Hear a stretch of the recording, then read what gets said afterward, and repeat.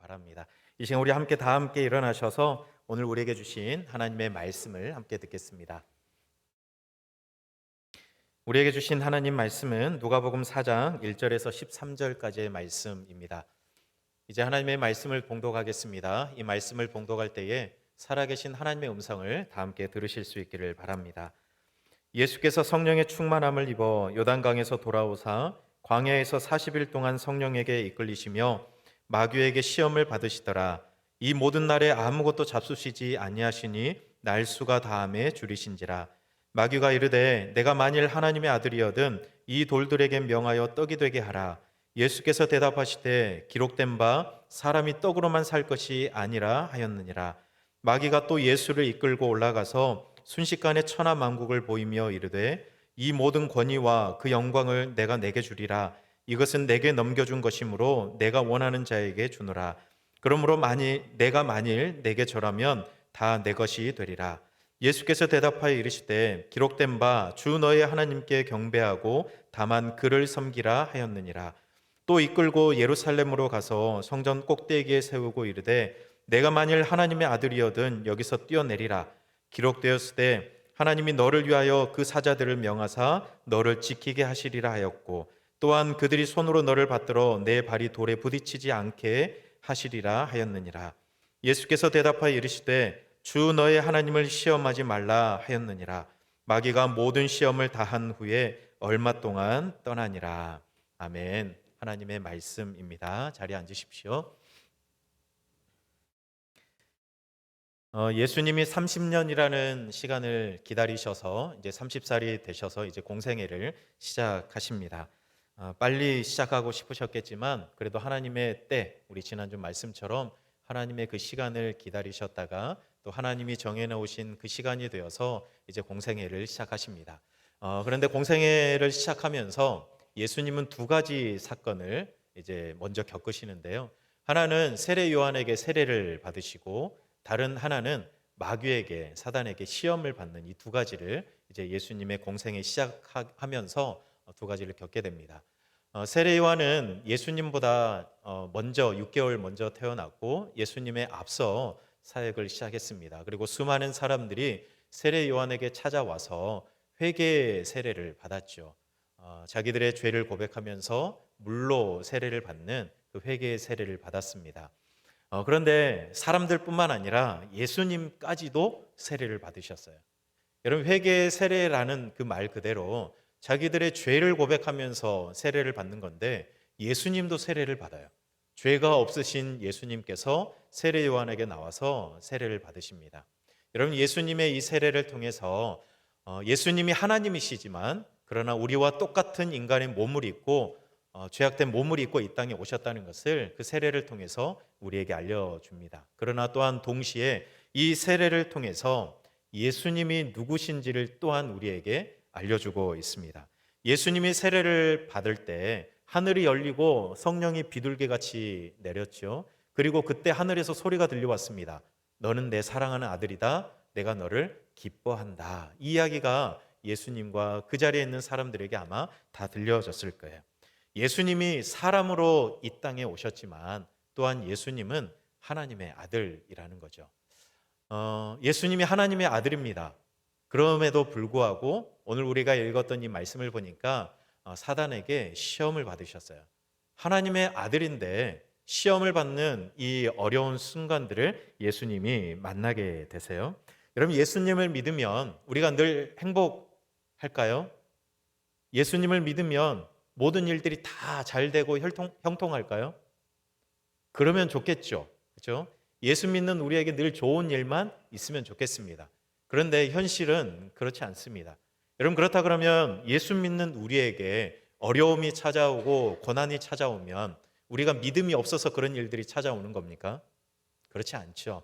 오늘 예수님이 시험을 받는 이 장면을 보니까 성령 충만해도 믿음이 있어도 그래도 사단이 찾아와서 시험한다는 것을, 시험을 받을 수도 있다는 것을, 고난이 찾아올 수 있다는 것을 오늘 예수님의 시험을 통해서도 우리가 알게 됩니다. 우리의 삶을 통해서도 우리가 늘 또 경험하는 겁니다. 여러분, 그리고 한번 생각해 보세요. 사단이 시험을 해요. 그런데 이미 악에 빠져 있는 사람을 시험할 필요가 있을까요? 사단도 그래도 생각이 있는 존재인데 걔네들이 생각할 때 이미 악에 빠져서 그러고 하나님으로부터 멀리 떨어져 사는데 그 사람을 시험하고 유혹할 필요가 없는 거죠. 오히려 하나님의 아들과 백성으로서의 정체성을 가지고 믿음으로 살려고 하는 그 사람들을 흔들고 넘어뜨려야죠. 그러니 사단은 이미 악에 빠져 있는 사람보다는 하나님의 백성, 하나님의 아들로서의 정체성을 가지고 믿음으로 살아가는 그 사람들을 찾아가고 그들을 흔들기 위해서 시험을 하는 겁니다. 여러분, 그러니 하나님의 자녀된 여러분들도 어딜 가든 어떻게 살아가든 시험을 만날 수밖에 없을 겁니다. 여러분, 오늘 예수님도 광야에서 시험을 만나셨어요. 아무것도 없는 그곳에서 시험을 받으셨어요. 여러분, 그리고 사단은 에덴 동산까지 찾아간 거 아닙니까? 아담과 하와를 무너뜨리기 위해서, 그들을 흔들어서 하나님으로부터 멀어지게 하기 위해서 에덴 동산까지 찾아갔습니다. 여러분, 그러니 사단의 유혹과 시험에서 자유로울 수 있는 공간이 없는 것 같아요. 교회도 마찬가지입니다. 여러분, 교회도 안전하지 않습니다. 교회 안에서도 시험을 만날 수 있고 유혹을 만날 수가 있습니다. 오늘 예수님께서도 이제 광야에서 마귀에게 시험을 받아요. 40일 동안 금식하셨습니다. 여러분, 40일 동안 금식하면 얼마나 배고플까요? 하루만 밥 안 먹어도 배고픈데 40일 동안 금식하셨어요. 여러분, 예수님은 하나님이시니까 뭐 40일쯤 굶으셔도 괜찮을까요? 하나님이신데? 그렇지 않죠. 예수님이 우리 지난주 봤지만 예수님은 우리와 똑같은 몸으로 이 땅에 오셨어요. 그리고 우리와 똑같은 삶을 살아가셨단 말이죠. 그러면 40일을 굶으셨으면 굉장히 괴롭고 힘들고 또 배가 엄청 고프셨을 겁니다. 죽을 만큼 고프셨을 거예요. 그래서 첫 번째 시험은 마귀가 이것을 이용합니다. 그래서 이 돌들을 떡으로 만들어 보아라. 이 돌들을 떡으로 만들어서 먹어라. 배고프지 않냐? 이런 시험을 처음으로 이제 던지는 거죠. 여러분, 그런데 이때 마귀가 했던 이야기가 있어요. 네가 만일 하나님의 아들이거든, 이 이야기를 해요. 첫 번째 시험, 세 번째 시험에서 동일하게 이야기하거든요. 여러분, 마귀가 몰라서 물어보는 게 아닙니다. 마귀가 예수님이 하나님의 아들이라는 것을 몰라서 이야기하는 것이 아니라 알지만 의도적으로 이야기하는 것이죠. 야, 네가 하나님의 아들이니까 돌을 떡으로 만드는 것쯤은 쉬운 쪽 먹는 거 아니냐? 너무 쉬운 거 아니야? 야, 네가 하나님의 아들인데 야, 이것도 못해? 야, 그거밖에 안 돼? 막 이러면서 부채질을 하는 거죠. 예수님이 빨리 이 돌을 떡으로 만들도록 계속해서 부추기는 겁니다. 네가 하나님의 아들이라며. 네가 하나님의 아들이라며 이러면서 이제 부추기는 거죠. 여러분, 예수님이 돌을 떡으로 만들지 못할 분이 아닙니다. 오병이어의 기적도 베푸셨던 분이고 물론 이제 나중에 하겠지만 죽은 사람도 살리셨던 예수님이시거든요. 돌을 떡으로 만드는 일은 아무것도 아닙니다. 그런데 여러분, 예수님 스스로가 배고프기 때문에 그냥 돌을 떡으로 만들어서 먹는 것은 아니라는 것이죠.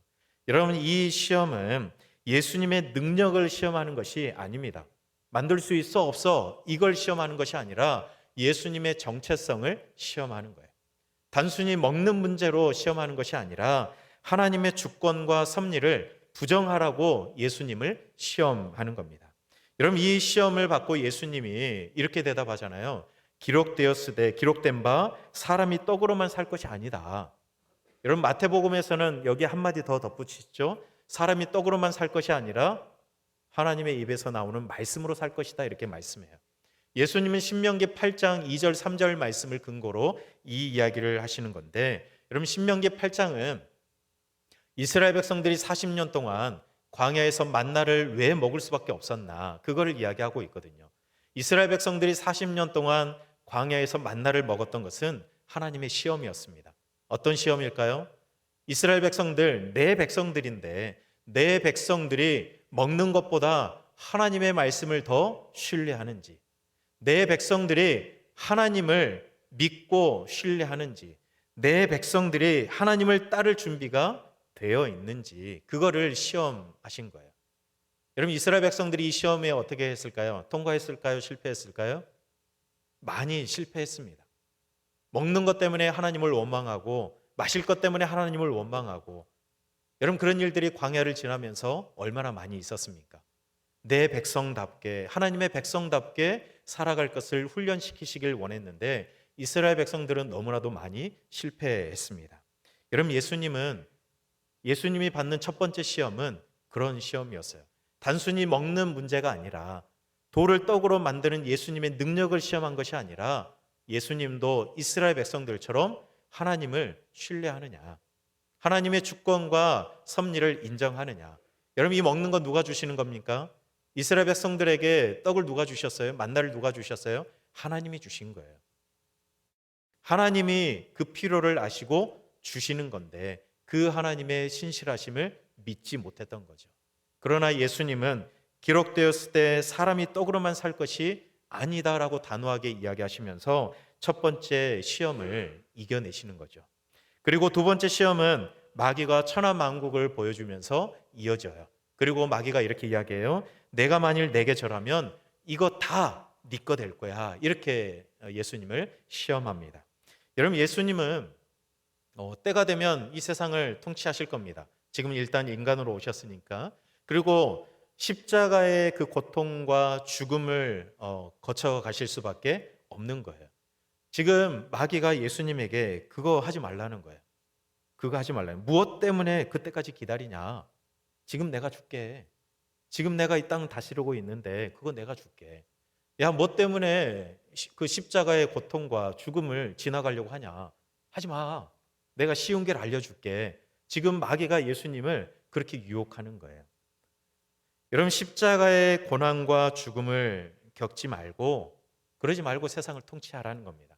내가 그거 다 줄 수 있으니까 단 하나 나한테 절만 해봐. 그러면 내가 그거 다 줄게. 지금 마귀가 예수님을 그렇게 유혹하고 있는 겁니다. 쉬운 길로 가자는 거예요. 이런 마귀가 지금 예수님을 시험하는 것은 십계명 1, 2계명을 다 어기는 게 되죠. 그죠? 하나님만 경배해야지만, 우리가 아까 찬양했던 것처럼 하나님만 경배해야지만 자꾸 우상을 만들고 다른 것을 찾고 절하게 만드는 겁니다. 왜요? 이 세상 다 준다고 하잖아요. 우리에게 필요한 것 준다고 하잖아요. 세상에 영광을 준다고 하잖아요. 그러니까 하나님이 아니라 다른 것들을 찾게 만드는 거죠. 여러분 이스라엘 백성들이 40년 광야 생활 그리고 그 이후의 삶에도 이런 유혹들이 늘 있었습니다. 이스라엘 백성들은 어떻게 됐을까요? 자꾸 넘어졌어요. 이런 시험 앞에 자꾸 넘어졌어요. 우상을 찾고 우상 앞에 절하면서 하나님을 떠나는 이런 일들이 너무나도 많이 있었습니다. 왜요? 그것들이 자기들에게 무언가를 줄 것처럼, 오늘 마귀가 예수님에게 이야기했던 것처럼 야 내게 절하면 내가 그거 다 줄게, 그 이야기에 혹해서 하나님이 아닌 다른 우상들을 찾아갔던 이스라엘 백성들이었습니다. 여러분 선악을 알게 하는 나무의 열매를 먹었던 아담과 하와도 그런 거 아니었어요? 하나님처럼 될 거야, 먹어봐. 그 유혹 앞에 무너졌던 겁니다. 여러분 그러나 예수님은 신명기 6장 13절 말씀을 근거로 단호하게 오늘 이렇게 이야기하세요. 기록된 바 주 너의 하나님께 경배하고 다만 그를 섬기라.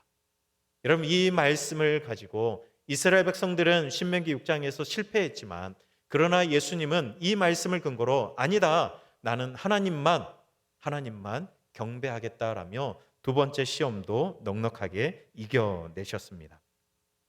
그리고 마귀는 이제 두 번 실패했으니까 이제 마지막 시험 예수님께 건네는데요. 예수님을 예루살렘 성 꼭대기에 세웁니다. 그리고 이야기해요. 네가 만일 하나님의 아들이거든 여기서 뛰어내려라, 그렇게 이야기합니다. 여러분 우리 교회 제일 높은 데에서 떨어져도 살까요? 어떻게 될까요?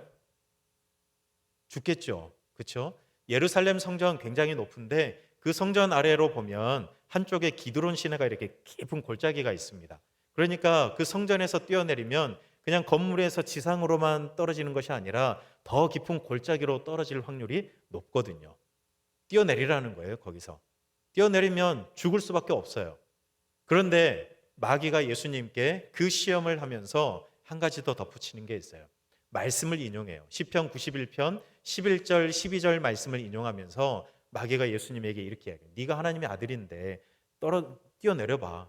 우리 하나님이 우리란 말 안 했죠. 하나님이 시편 91편에서 약속하지 않았냐. 하나님의 사람을 받아줄 거라고.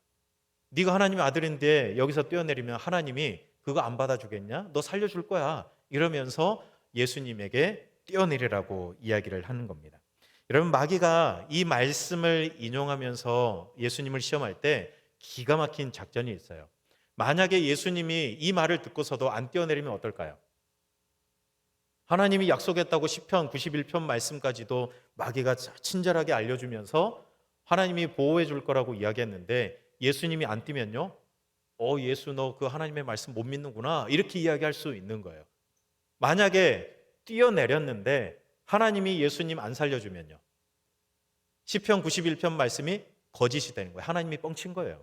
그죠? 마귀가 그렇게 이야기할 수 있는 거예요. 에이, 하나님 뻥치셨네요.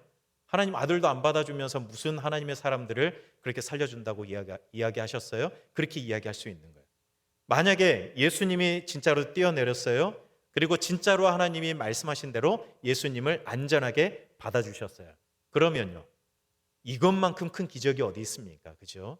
그러니 돌을 떡으로 만드는 일은 비교도 안 될 그런 일이 되는 거예요. 여러분, 그러니 마귀는 전혀 손해볼 것 없는 기가 막힌 작전을 지금 마지막 세 번째로 예수님께 시험하면서 이제 이야기하는 겁니다. 여러분, 이 이야기를 듣고 예수님은 다른 이야기 하지 않으세요. 그리고 신명기 6장 16절 말씀을 근거로 이렇게 이야기합니다. 주 너의 하나님을 시험하지 말라. 너의 하나님을 시험하지 말라, 이렇게 말씀하세요. 여러분, 마귀는 이 시편 91편 말씀을 잘못 인용하고 있습니다. 마귀는 어떤 이유이든 하나님은 하나님의 사람들을 보호하신다, 이런 뉘앙스로 예수님에게 이야기한 거거든요. 여러분, 그러나 그렇지 않습니다. 우리가 처음에 이야기했던 것처럼 하나님을 믿는 사람들도 고통을 받을 수 있어요. 하나님을 믿는 사람들도 아플 수 있어요. 하나님을 믿는 사람들도 시험을 만날 수 있고 유혹 앞에 무너질 수도 있어요. 여러분, 하나님의 아들이지만 예수님이 만약에 성전에서 뛰어내리면 진짜로 죽을 수도 있어요. 아마 하나님 받아주셨겠지만 그러나 어쩌면 안 받으실 수도 있다는 거예요. 마귀는 무조건 하나님이 받으실 거야, 이런 의미로 시편 91편 말씀을 이야기했지만 그러지 않을 수 있는 거예요. 여러분, 그래서 예수님이 신명기 6장 16절 말씀을 근거로 드는 그 배경이 있는데 그 배경은 출애굽기 17장입니다. 마사 이야기인데요. 이스라엘 백성들이 출애굽해서 물이 없어서 하나님을 원망해요. 하나님과 모세를 원망하면서 야, 우리 다시 애굽으로 돌아가자, 막 이러면서 여기에 하나님이 계신가 안 계신가 하면서 하나님을 의심하는 겁니다. 이스라엘 백성들이 출애굽하는 과정에서도 하나님의 놀라운 은혜를 경험했고 또 홍해를 건너면서도 이거는 진짜 그 누구도 경험해 보지 못할 그런 하나님의 놀라운 기적을 경험했단 말이에요. 그런데 광야를 지나가면서 먹을 것 없다고 하나님을 원망하고 마실 물 없다고 하나님을 원망하면서 이런 이야기를 하는 거예요. 하나님 안 계시는 거 아니야? 하나님 안 계시는 거 아니야? 이런 이야기를 하는 거죠. 이스라엘 백성들의 생각 속에 그런 생각이 있었던 것 같아요. 하나님께서 우리를 이렇게 출애굽시키시고 또 홍해도 건너게 하셨는데 이제 우리 앞으로는 탄탄대로겠구나. 아무 거리낌 없이 아무 장애물 없이 그냥 앞으로만 걸어가면 되겠구나. 아마 이런 생각이 있지 않았을까요? 그런데 조금 갔는데 물이 없는 거죠. 조금 갔는데 먹을 게 없는 거예요. 그러니 야, 하나님 없는 거 아니야? 이런 이야기를 하는 거죠. 이게 하나님을 시험하는 거랍니다. 하나님을 믿으면 아무 염려 없이 아무 고통 없이 늘 형통할 거라는 생각, 이 생각마저도 하나님을 시험하는 것일 수 있는 거예요. 그 문제 앞에서 하나님이 안 계시는 거 아니야? 이런 생각을 우리가 떠올리게 되는 것이 하나님을 시험하는 겁니다. 여러분, 예수님은 하나님을 시험하지 말라 그랬어요. 주 너의 하나님을 시험하지 말라. 그래, 내가 너의 말대로 그리고 시편 91편 말씀대로 내가 뛰어내리면 하나님이 받아주실 수도 있어. 그런데 하나님을 시험하지 마. 안 받아준다고 하나님이 없는 거야? 내가 뛰어내리지 않는다고 내가 하나님의 말씀을 안 믿는 거야? 아니다. 하나님을 시험하지 말아라. 예수님이 마귀에게 단호하게 이야기하시는 겁니다. 여러분, 예수님은 인류를 대표해서 시험을 받으셨어요. 이스라엘 백성들이 받았던 그 시험, 그리고 우리가 살아가면서 만나는 시험과 유혹을 예수님이 똑같이 받으시면서 우리가 이런 시험을 받으면서 살아갈 수밖에 없다는 것을 우리에게 알려주세요. 여러분, 하나님을 의지하게 못하게 만드는 일들이 많이 있어요. 떡 때문에, 먹을 것 때문에 우리의 필요를 채워주시지 않는다고 하나님이 아닌 다른 것을 의지하게 만드는 그런 시험들이 있습니다. 하나님만을 경배해야 하지만 하나님이 아닌 다른 우상들, 다른 헛된 것들을 찾게 만드는 그런 시험이 우리에게 있을 수 있어요. 하나님을 시험하게 만드는, 마지막 세 번째 만난 것처럼 내 앞에 뭔가 어려움이 있거나 내 앞에 우리 가정에, 내 삶에 고난과 고통과 문제가 있으면 하나님이 나 안 사랑하시는 거 아니야? 하나님이 안 계시는 거 아니야? 라고 우리 하나님을 시험할 수 있는 그런 유혹이 우리 앞에 있을 수 있다는 거죠. 여러분, 그런데 이 시험들 가만히 보세요. 다 보면 우리의 정체성을 흔드는 거예요. 하나님의 아들, 하나님의 딸, 하나님의 백성된 우리의 정체성을 흔드는 거예요. 그러면서 자꾸 하나님으로부터 우리를 멀어지게 만드는 거죠. 야, 하나님 너 진짜 안 사랑해. 야, 하나님 너 너의 필요를 채워주지 않아. 내가 주는 거야. 막 이러면서 하나님의 아들과 딸로서의 정체성을 자꾸 흔드는 거죠. 여러분, 이스라엘 백성들을 하나님께서 40년 동안 광야에 두신 이유가 뭡니까? 그들을 시험하시면서 하나님의 백성으로서의 정체성을 갖게 만들기 위해서 훈련시키신 거거든요. 그런데 백성들은 자꾸 무너졌어요. 그 시험 앞에서 무너졌어요. 떡이 없다고 불평하고 하나님이 아닌 우상을 만들어 경배하고 자꾸 하나님을 시험했어요. 하나님 앞에 불평하면서 하나님이 안 계시는 거 아니야? 그렇게 이야기하면서 자꾸 그 시험에서 넘어지게 되는 거죠. 마귀가 예수님을 찾아와서 시험했던 것도 그겁니다. 예수님은 하나님의 아들이고 하나님이 기뻐하시는 자라고 이야기하셨지만 자꾸 그 생각을 흐려지게 만드는 거죠. 야, 이거 내가 너에게 줄 수 있어. 왜 그렇게 고통스러운 길을 가려고 해? 내가 쉬운 길 알려줄게. 이런 이야기를 하면서 자꾸 예수님의 정체성을 흔드는 겁니다. 여러분, 그러나 예수님이 이 시험에서 이길 수 있었던 힘은 이 말 때문이었어요. 여러분, 예수님이 세례 받으실 때 하늘로부터 들려졌던 말씀, 너는 내 사랑하는 아들이다. 내가 너를 기뻐한다. 여러분, 예수님을 향해서 선포되었던 이 하나님의 말씀, 예수님의 이 정체성이 예수님을 흔들려는, 그 정체성을 흔들려는 이 마귀의 유혹 앞에서도 흔들리지 않게 붙잡아 주었던 거예요. 그래, 나는 하나님의 아들이야. 나는 하나님이 기뻐하시는 사람이야. 저 마귀의 말 따위에 내가 흔들리지 않아. 이렇게 흔들리지 않을 수 있었던 거죠. 그럼 지난 한 주간 동안 제가 월요일부터 목요일까지 저희 서울로에 담임 목사님들 그 리더십 트레이닝해서 열심히 훈련받고 왔습니다. 열심히 강의도 듣고요, 나눔도 하고 또 목사님들과 함께 또 사역 이야기도 하고 그러면서 마지막 날에는 시찰별 찬양대회도 하고 막 이렇게 3박 4일 동안 훈련받고 왔습니다. 저희 서울노회가 111개거든요. 우리 교회가 속해 있는 서울노회가 111개 교회가 있는데 그중에 한 70여 명의 목사님들이 함께 모여서 함께 나누었습니다. 그런데 목사님들하고 같이 이야기하는데 우리 노회가 서울 도심도 있지만 양평까지 저희가 같은 노회거든요. 근데 도심에 있는 교회나 저 양평 농촌에 있는 교회나 문제, 어려움, 고난이 없는 교회가 없더라고요. 목사님들하고 같이 이야기하는데 교회들도 다 나름의 어려움들이 있더라고요. 그리고 그 교회에서 사역하시는 목사님들도 다 이야기할 수 없는 그런 어려움, 아픔이 다 있으시더라고요. 뭐 목사님들 말 들어보니까 어떤 분들은 처음 시작할 때가 힘들었다. 저는 이제 시작한 지 1년도 안 됐는데 그런 이야기 하시는 분도 있고, 아니다, 한 9년쯤 가면 위기가 찾아온다. 이런 이야기 하시는 분도 있고, 어떤 분은 아니다, 18년이 진짜 힘든 때다.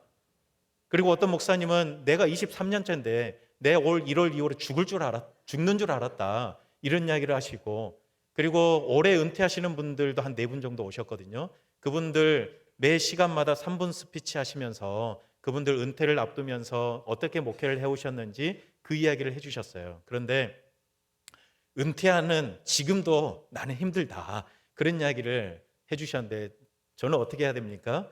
9년째, 18년째, 23년째. 요는 그거예요. 어려움 없는 분들 없어요. 그런데 그 목사님들이 9년째에도 힘들었고 처음 시작할 때도 힘들었고 18년쯤 되면 이제 좀 괜찮아질까 싶었는데 그때도 힘들고 23년 은퇴할 때까지 이렇게 힘들고 어려운 시간들을 지나가고 있는데 그런데 왜 내가 지금 여기에 있나? 그 이야기를 이제 나눈 거죠. 왜 목사님들이 그렇게 힘들고 어려운데 여전히 그 자리를 지키고 있을까? 공통되게 이야기하는 것은 그거였습니다. 하나님의 부르심이었다. 하나님께서 나를 목사로, 특히 담임 목사로 우리 교회에 세워줬기 때문에 나는 그 부르심에 순종하여 지금까지 달려오고 있고, 그리고 제가 그 이야기를 들을 때 오늘 말씀도 머릿속에 생각하고 있었으니까요. 목사님들을 향해서 오늘 예수님에게 들려졌던 이 말씀, 너는 내 사랑하는 아들이다. 이 이야기가 들려졌기 때문에 그거 붙들고 여기까지 달려오셨구나. 나도 그래야 되겠구나. 9년, 18년, 23년 은퇴할 때까지 위기가 있을 수 있으나 그러나 하나님이 나를 사랑하는 아들이라고 말씀하여 주시니 이거 잊어버리지 말고 끝까지 가야 되겠구나. 이런 생각을 하게 되었습니다. 여러분들도 다 성도잖아요. 하나님의 사람들이잖아요. 하나님의 아들이고 딸이잖아요. 그런데 하나님의 아들이고 딸이시지만 그러나 여러분들의 삶에도 위기가 있고 어려움이 있을 수 있습니다. 오늘 지금도 아파하는 분들이 있을 수 있어요. 몸이 아파하는 분들도 있고 혹은 마음이 아픈 분들도 있고 삶의 여러 가지 문제로 인해서 고통스러운 시간을 지나가시는 분들도 있을 수 있어요. 그런데 여러분 그 힘들고 어려운 가운데 그 위기와 유혹과 시험 앞에서 흔들리지 않을 그 힘도 여러분들에게 이미 주어져 있습니다. 하나님께서 오늘 여러분들에게 말씀하세요. 너는 내 사랑하는 아들이다. 너는 내 사랑하는 딸이다. 내가 너를 기뻐한다. 여러분 이 하나님의 아들과 딸됨의 이 정체성을 꼭 붙드셔야 합니다. 여러분 그래야 어떤 시험과 유혹이 와도 우리는 그 시험에 무너지지 않을 수 있는 거죠. 여러분 오늘 우리가 이 하나님의 음성을 우리 마음 깊숙이 새기는 시간이 되었으면 좋겠어요. 너는 내 사랑하는 아들이다. 너는 내 사랑하는 딸이다. 내가 너를 기뻐한다. 여러분 자신에게 한번 마지막으로 한번 해볼까요? 하나님이 여러분에게 말씀하신 것처럼 아들은 아들이라고 하고 딸은 딸이라고 하셔야 돼요. 네, 너는 내 사랑하는 아들이다. 내가 너를 기뻐한다. 시작. 내가 너를 기뻐한다. 하나님의 이 음성이 여러분을 붙들고 여러 가지 시험과 유혹 앞에서도 이 사실로 인해서 여러분들이 늘 승리하며 살아가실 수 있기를 바랍니다. 우리 함께 찬양할 때 힘들고 지쳐 낭망하고 넘어져도 너는 내 아들이다 딸이다 말씀하신 주님의 음성으로 우리가 승리했으면 좋겠습니다. 여러분 찬양 후렴에 너는 내 아들이라 이렇게 있는데요. 가사는 아들이라고 나와도 딸들은 딸이라고 하셔야 됩니다. 네, 그렇게 함께 찬양하겠습니다.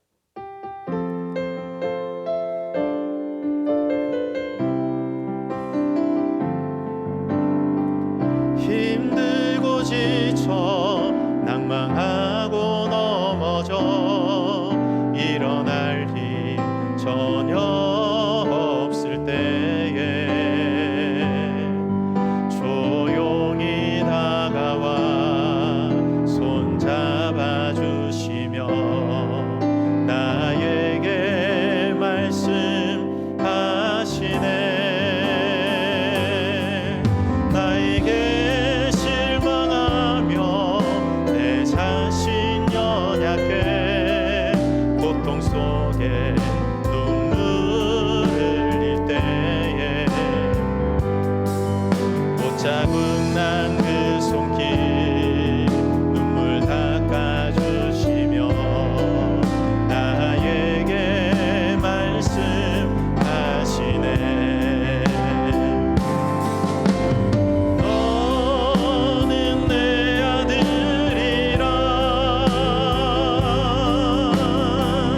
오늘